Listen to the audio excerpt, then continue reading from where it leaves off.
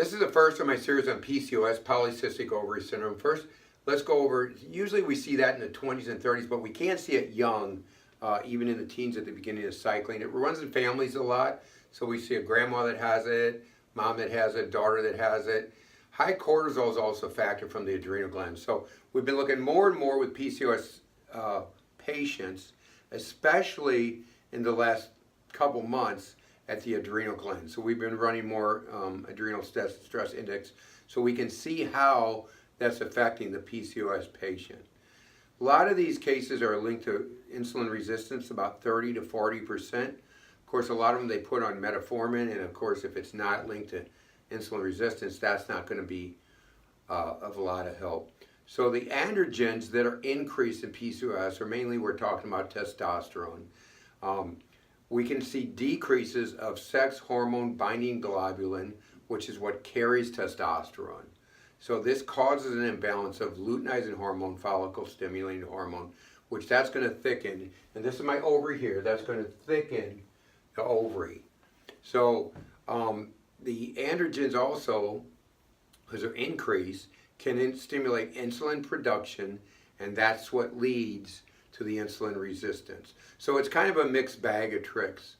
So the elevated androgens are a problem with PCOS. That's why you see the extra hair growth in 70% of women with PCOS.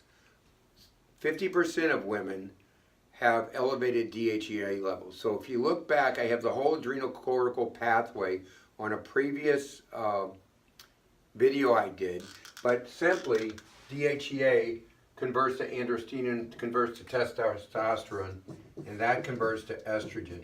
So if DHEA is high, like is in 50% of women, that's going to convert down and give you more testosterone.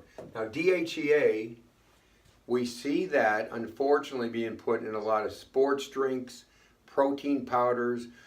Just a few days ago, another study came out on protein powders that they took, an independent study, and found chemicals, toxins, just everything we don't want in a lot of these protein powders.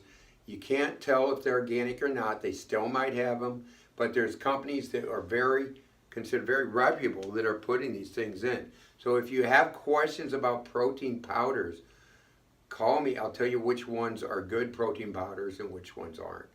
So, but the DHEA, when you're drinking those sports drinks and stuff, you can increase DHEA because a lot of them have it in it, unfortunately. Now, when testosterone increases, follicle stimulating hormones inhibited. This is what prevents the ovulation and why so many women with PCOS cannot get pregnant. It's just the testosterone's increased, the follicle stimulating hormones inhibited, and there will be no pregnancy. So those are the things that we try to deal with.